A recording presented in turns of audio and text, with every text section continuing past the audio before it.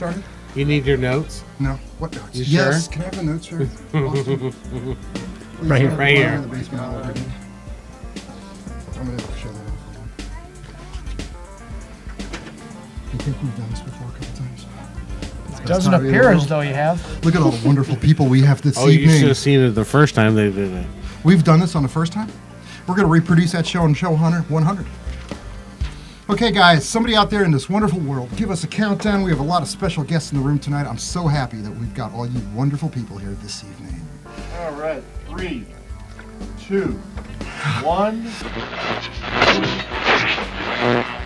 I'm Brad, and we're ready to get this show number 98, What's Neat with Model Railroading, rolling for December 7th, 2019. Let's drop this puck. It's going to be an awesome show. That's right. The What's Neat This Week video podcast is supported by enthusiastic model railroaders just like you. Additional support is provided by Athearn Trains. Check out all their new monthly announcements at athearn.com. And by Intermountain Railway Company, where the detail makes the difference. Check out their website at intermountain-railway.com. Additional support is provided by Cowcatcher Magazine, all about the community of model railroading and rail enthusiasts. Check out their website at www.cowcatchermagazine.com. And by the Gateway St. Louis 2020 NMRA.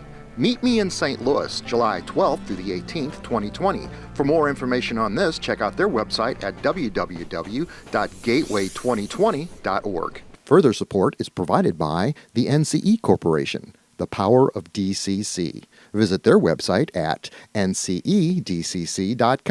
And thank you for supporting the What's Neat This Week podcast.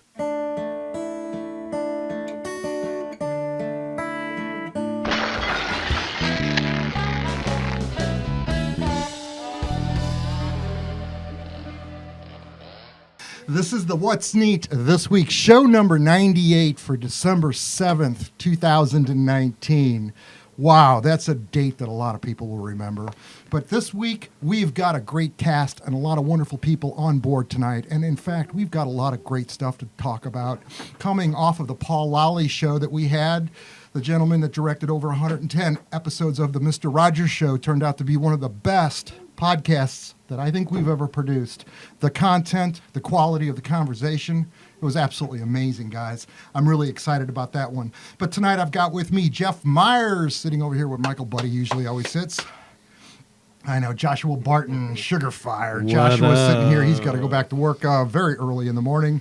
I've got Brad Joseph with me tonight. Good evening. Hi, Brad. We love you, brother. We've also got John Schindler, whose layout is going to be featured in January's What's Neat, and we're going to talk about that and show you a couple clips of that just a little bit down the road. We've got Austin Allard running camera tonight. Thank you very much, Austin, for everything that you do for us. And there's a lot of new news and a lot of exciting things going on. Something that we did get in the mail this week, and I will show close-up shots of this because I shot this outside, and that is a brand new boxcar from ValueTrainsUSA.com. This is the What's Neat This Week 2020 car. That's right, for all those folks that love to collect things out there. This is a really cool car with an entirely different new paint scheme on it. It's rather exciting. I love the way it came out, and wait until you see the garments and the wearing apparel that we're going to have from Jelsma Graphics. Denny Jelsma is creating some really cool stuff that we expect to have show up in the mail sometime this week.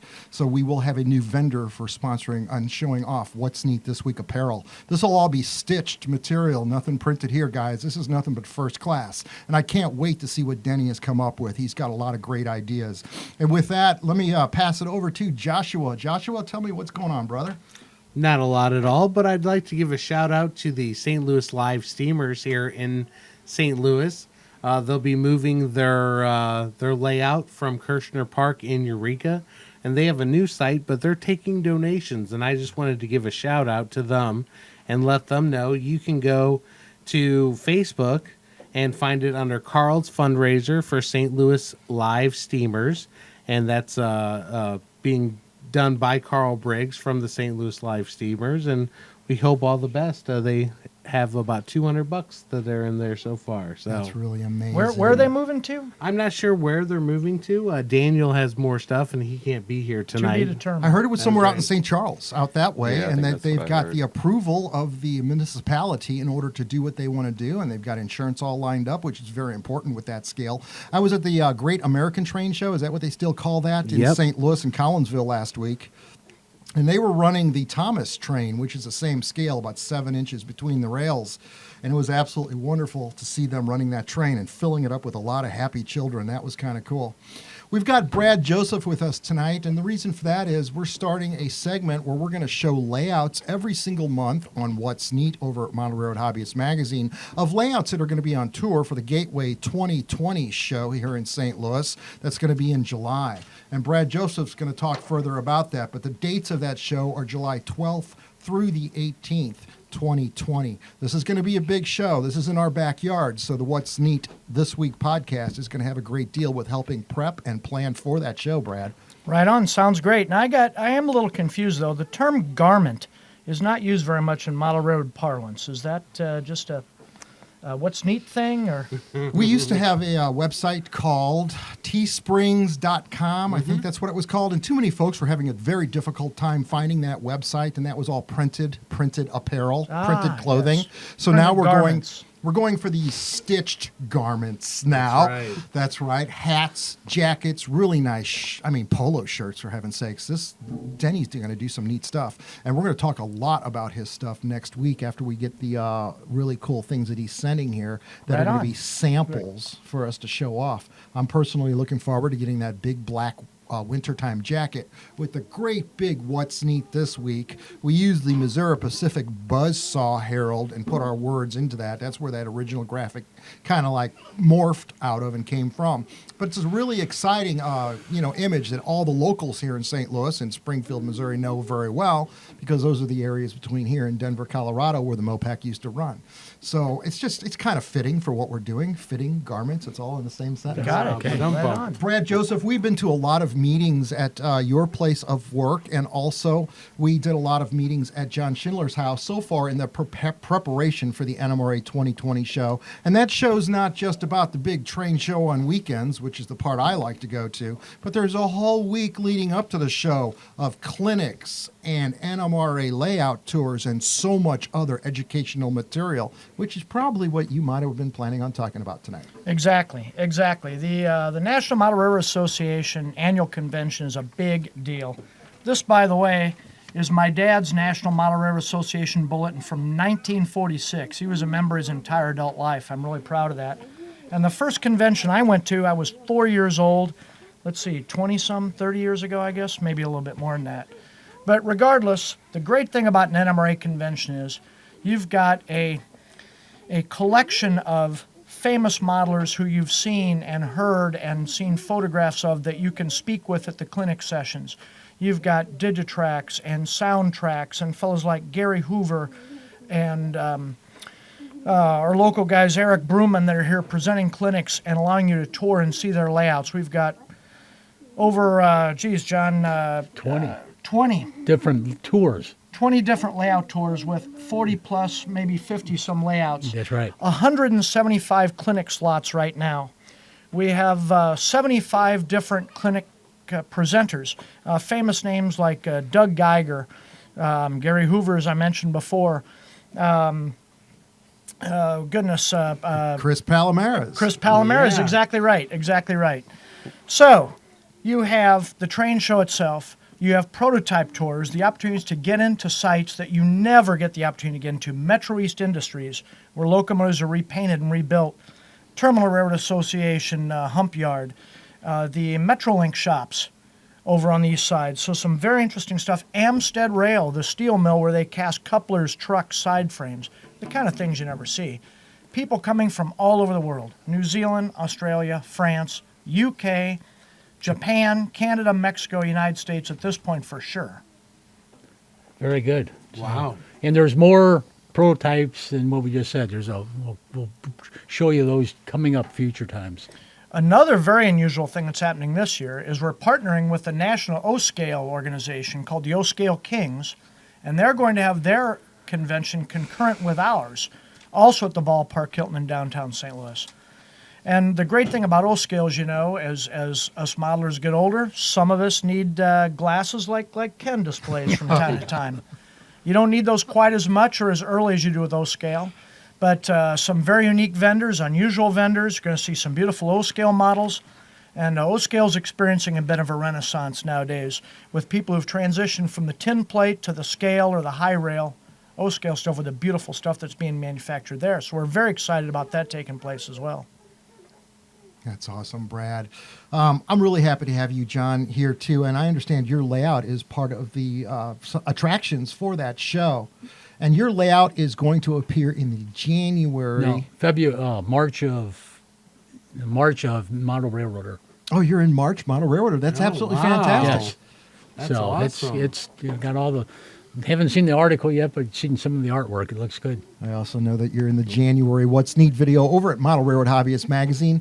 I just finished that edit, and I showed it to you tonight for the very first time. That's where Joshua Barton and I were able to go over there. Joshua held camera as I interviewed you, and you told us about building that absolutely amazing layout. You said sort of that you might have bought the basement, and then the house went on top of it. Yeah, absolutely. But the thing that stuck in my mind is that you really like operation. Yes. Tell me about why you have such a passion for that. Well, I got tired of watching the train run around in circles. So with operations, every car has a spot on the railroad, and you move this car where it needs to go. It takes 12 people to operate the layout, to move everything, and with about 15 to 20 trains run in a 3-hour period. About 3 hours. I was going to ask, how long does that take? So many people are involved in that. I personally actually don't have the attention span for that. I like to run around in circles. Okay, well, that's something for everyone. That's You what mean the on the hobby's layout about. in particular or in life in general? No, he just or- runs around in circles. Everything. You have to hit him with a stick to make him stop. That's awesome. A friend of mine, Sonny, hit me in the head with a stick Thursday night when we went to K10's trains, and I was able to go to an absolutely magnificent Santa Fe layout last night that is also going to be on the tour. So I did an interview out there, and that's going to run in the February What's Neat video. I've Okay. got to do a layout every single month for Model Road Hobbyist Magazine leading up to the show, because I think that would add to the What's Neat show to have a good 8 or 9 minute interview and layout tour for every one of those shows that I produce. Right. So I'm diligently working on that. I've got 2 of them complete. You were number 1. And this layout that I went to last night, I met Don. Absolutely a fantastic layout last night. Completely hidden layout. Never heard of it up until about 4 months ago. Isn't that interesting how that Beautiful happens? layout. Beautiful. So, Gosh. Jeff Meyer is with us this evening. And I know, Jeff, you brought some pretty neat looking freight cars over here. What do you got going on? I brought 3 freight cars I recently finished. The one up front is an Athearn 2-bay hopper. It came patched for Rock Island, or an ex-Rock Island patch for UP like that, but I actually faded it a lot more to get that real pale blue look and added some rust and grime and all that stuff and a few extra detail parts.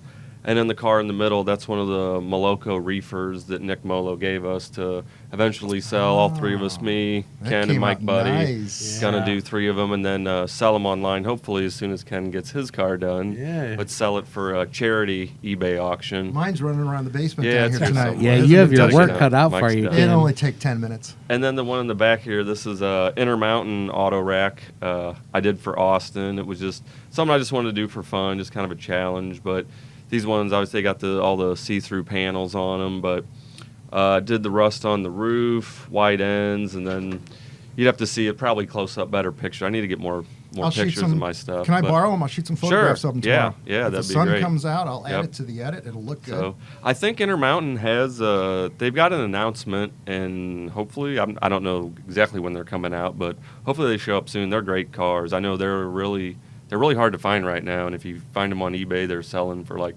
twice what they originally retailed for. So That is true. We Yep. discussed that last week with Intermountain, and they Okay. are, in fact, coming out with those. I don't have a date yet, but they're going to be one of those situations where, how do they do it these days, where it's pre-order, where they only Right. manufacture as many that they actually have orders Yeah. for. And a lot of the manufacturers like to do that because it makes the numbers all just work. Tonight on the table, we've also got some Intermountain locomotives. Now, 2 weeks ago when we had the Mr. Rogers Paul Lally on, I talked about the GP10 locomotives from Intermountain. And Jeff, you mentioned that these were the Paducah shop rebuilds, where Illinois Central rebuilt a bunch of worn-out GP7s and GP9 locomotives, and they turned them into what you see on the table, and that is these GP10s. I shot all of these locomotives outside this week.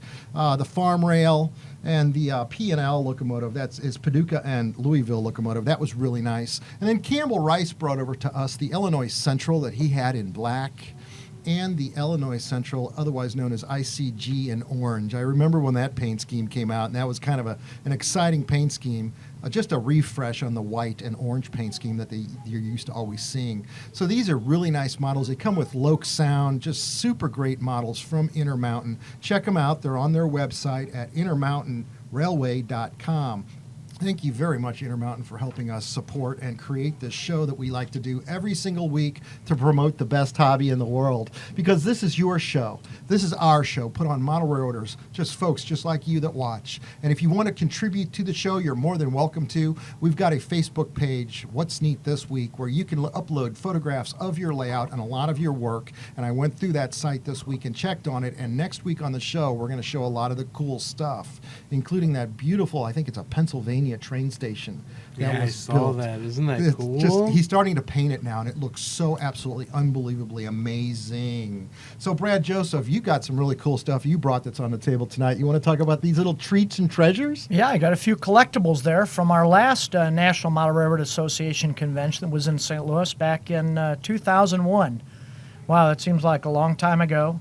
A lot of the same people are going to be involved this time around, actually. A lot of the same layouts, hopefully a little bit nearer completion. But there's our timetable that has all the layout tours and some names from the past, clinics. There's the program from our banquet at St. Louis Union Station. Wow, St. Louis Union Station, that's a place that's changed dramatically in all this time. Very much so. It is definitely on the swing back to the top again with the aquarium that's opening up in Christmas Day, actually. Yes. It's going to open, Yeah. which is another fantastic reason for people to come to these NMRA conventions. It's a week-long event. A lot of people bring their spouses, families, sometimes even couples vacation there together and check out all the things the city has to do. And St. Louis has some amazing things to do. So many things. Free zoo, the Botanical Garden, the Science Center, on and on. City Museum. Did you see the City Museum was rated one of the top 50 things to do in the world? Yes. How unique is that? That's awesome. But I can't wait for the aquarium at Union Station. That's going to be really cool to see. The City Museum used to be the old Edison Brothers shoe factory. Mhm. You remember that? Yeah. Sure, And right back on. when I was in real estate, I got out of the real estate business in 1997 to go trains full time. But right around 1994, I got a flyer in my mailbox, and it was the Edison Brothers shoe factory building for sale for $200,000. And that sounds like a bargain price on a building that large. Yep. But once we quantified $7 million in brand new thermal pane windows, all of a sudden it wasn't such a great deal. And I was so glad to see that building go to great use as it is now as a city museum building. It's an absolutely beautiful attraction here in St. Louis. Bob Castelli, the guy that designed most of it, was just, I mean, he was amazing. You know, not only as a person, but as a designer to have a vision that no one even saw. coming, Exactly you know? right. And you know, I think a guy like that has a lot in common with model railroaders, or the other way around. I mean, generally speaking, model railroaders are very creative people, and they build three-dimensional art. And they build three-dimensional art of a scene that they project in their own mind. Now, the locomotives and the cars and everything are exact scale models in most cases. But what are you really building? You're building a landscape of a time, an idyllic time in your memory or your mind that you want to recreate. And so I think that goes along with all these beautiful buildings on Washington Avenue that are being renovated and restored. We love seeing Yes. stuff like that because of the style Yes. and the character. It's absolutely beautiful architecture. It's just, it doesn't get any better than that. What they've done on Washington, as you mentioned, that's the street Sugar Fire's on. That's right. Right there Exactly. on Washington. And it's just magnificent to see all the old architecture completely rehabilitated, brand new elevators, brand new thermal pane windows. They've gone through it. Now it's a lot of condos, very expensive condos. So the building the Sugar Fire is in is right next to the convention center and the dome. And originally it was a Stixbear and Fuller That's right. store. Sure. And there's a lot of pictures that are in that building. There's an apartment complex up above the store, and also the Embassy Suites is there. And as you walk down their halls, they have these nostalgic pictures from all the way, 20s, 30s, 40s. Apparently, there was a monorail system that ran in the basement of my building where the parking garage is now, and Really? there's some pictures of it being all metal and hanging, and the kids are actually riding around in it. That's So- so cool. And I is can very remember cool. riding in some kind of a Christmas time monorail when I was a very little kid. Me too. Maybe that was the Santa Village there at that be, time. yeah. There I are remember some that. pictures in the building of that. So The maybe I Post, can- the Post Dispatch website today or yesterday had a series of pictures of downtown windows over the Christmas season, probably some from Styx. By the way, when you walk from the Convention Hotel to the Dome where the train show is going to be, you'll be strolling right past Sugar Fire, That's so you can right. stop in, fortify yourself for some Model Railroad Yeah, purchases, that's right. have strength to carry it back to the hotel. Absolutely. And we do deliver, too, to your hotel. That's amazing. I can't believe how fast this show's going tonight. I know. On the table, I've got these beautiful silver Athearn locomotives, these F7s. These are in the blue bonnet paint scheme. Last week or 2 weeks ago when we had them on the show, they weren't running because I hadn't had any decoders. I went through my scrap box and I thought I had a bunch of Digitrax decoders back there, and I didn't. So I went to the swap meet this weekend. I met with Randy Bachman and Dave Swanson and talked to them, and on my way going through all the vendors, I picked up some NCE 21-pin decoders, of which I've put 2 of them in those F units, and they've been running down here 5 days straight. They run absolutely fantastic. I put the NCE D16 MTC decoder in those. It's a non-sound decoder because you know what? Everything I have doesn't need to have sound in it. I really just don't need sound for everything. And these things make enough noise by themselves. So I love the way they ran. We also picked up a brand new nice power cab this week. We actually had a couple of them. We needed a third one down here for the guys to run because we're always running short and not everybody uses their cell phones. So we got a third one of these, and I checked something out. This fits in a stocking. So guys, this is really simple. If you've got a model railroader out there, say it's your better half, and you want to get him something for Christmas, and you know he's already got the NCE Pro system on his layout, just simply buy him another power cab. Because, I mean, what's a better gift? Now you can add a third friend to help run trains on your layout. There's no better gift than more friends. And this is the way you do it. And Walthers has got these things on sale. I didn't write down the price. I should have done that. But they're on sale right now through the 15th of the month, which is kind of a bargain, which is why I picked one up. So rock and roll. One other thing I wanted to talk about, and we're going to run close to the end. I'm going to go back to Brad before I end. I want to talk about COPPA. Now, that's been a lot of discussion on the internet this week, and I'm just going to touch on it lightly this week because I've read every single piece of paperwork that YouTube has made available to us on this subject. And COPPA is the Children Online Privacy Protection Act, and that's a big deal. YouTube is very stringent about what types of videos now are going to be allowed to be shown on YouTube, where it's not something where they can run the YouTube ads of, say, Transformers or toys geared towards children, unless it's only children-oriented type programming. And I can guarantee you this, and it's a hard, big word to say, but of everything that I've read, the model railroad industry, the way we know it, isn't going to be affected by this. Now, there's a lot of gentlemen out there that are model railroaders that have made videos in the last 2 weeks kind of him-hawing around and saying, I'm not sure if this is going to affect us or not. I can definitively say, after the research I've done, unless they change wording in some of this documentation later on, that this will not affect what we do, because quite honestly, it's children that aren't out buying $200, $300 sound locomotives. All of the material and information that we create on these shows, including the What's Neat show at Mono Road Hobbyist Magazine, we're using knives, we're using power tools, we're using equipment, and the definition of a child, according to YouTube, is 12 years old and younger. And if you've read any of these boxes or any of the freight car boxes this stuff comes in, it says 14 years or older. So based on everything that I know, and we do have an attorney in the basement tonight, I'm not going to ask him for comment, but I've studied this. Fear not, I don't think this is going to be an issue. You simply go onto your own personal YouTube channel, in the studio production area, and you check off the fact whether your videos are geared towards children or whether they're not. It's very easy for you to check that box, and then of course YouTube's got an algorithm that will check whether or not you're being honest or not. But I, again, don't think this is going to be a big issue, so don't lose sleep over that. Right on. You can't see anything on YouTube without having seen a video or hearing them talk about that lately. I do want to mention, if I can, though, Ken, before I forget, we've created an algorithm to remind everybody that you do not have to be an NMRA member to register for the NMRA convention. That's kind of a fallacy, a misnomer. Very much so. Non-members can attend, and they're very welcome to come and enjoy all the events that we have. We've also got a full slate of non-rail activities. I alluded to those a little bit when I was talking about some of the events in St. Louis. All sorts of tours and events, not the least of which is the Project Linus operation, which is a charitable Quilt quilts, making exactly. for hospitals. So that's a very popular item for a lot of the spouses. A lot of the women that come and join, they sit and they kibitz, complain about their husbands, talk about all the money we spend on this hobby while they're quilting and knitting away, as it is.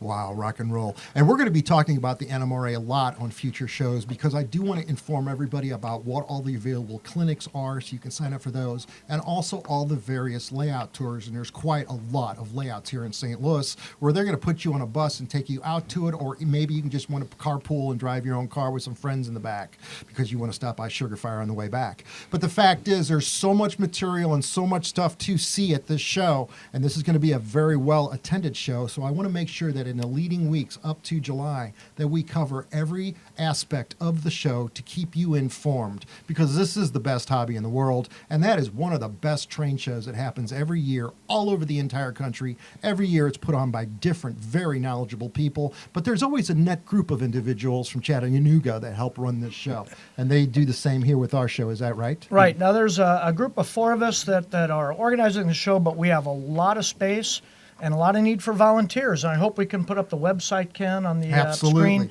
That's So we got- gateway2020.org is the website, Exactly. gateway2020.org. And that's also something you saw in the beginning 10 seconds of the B-roll of the show when we opened the show. And also, if you want information, it's info@gateway2020.org. That's fantastic. Great. You For guys people, are great. for people Yeah. who want to present clinics, we still got some slots for available clinics and lots of spaces for volunteers. Who do you want them to contact for the clinics? That'd be me. You have a website, or you're going to put that on? Go out through the world? Gateway 2020, the Info at Right. gateway2020.org, and we'll get it to them. So you Can guys I- want to do a clinic for the show, the door's wide open. There you go. I'd like to see. Can I do a demo on brisket? And Yes. bread? Yes, you Brisket. can, as a matter of fact. Yes, you can. And if you have a layout that I have not talked to you about, but you might want to have a layout on tour, info at gateway2020.org. Fantastic Excellent. opportunity right there. I love you guys. Our friend Brian Wood has been, Michael Wood, I'm sorry. Did I say Brian? Yeah. Michael Wood is the gentleman that created those metal throttle holders. He's not a sponsor of the show, but these are so cool. He's been selling them like hotcakes or like brisket They're on awesome. his eBay site. But the thing he made this week was he makes one that holds that throttle that Campbell Rice likes to use. What's it called? The Rail Pro? Rail Pro. Or, yeah, Rail Pro throttle. And this one also, the one that holds the NCE system, also holds the Digitrax throttle. So they're made to hold a lot of different throttles. Check it out on his eBay website. Type in the words NCE throttle holder. That'll get you there. And you can check it off and purchase the ones for either your NCE system, Digitrax, Rail Pro, and he's got a wide description of various ones that he's making. So rock and roll. You're keeping up with it, Michael Wood. I'm glad to see you doing it. Next week on the show, we're going to have Lee English from Bowser. It's going to be a really Yeah, great very good. interview. I'll tell you what, that's a gentleman that's got something very interesting to say every time he talks. He's great.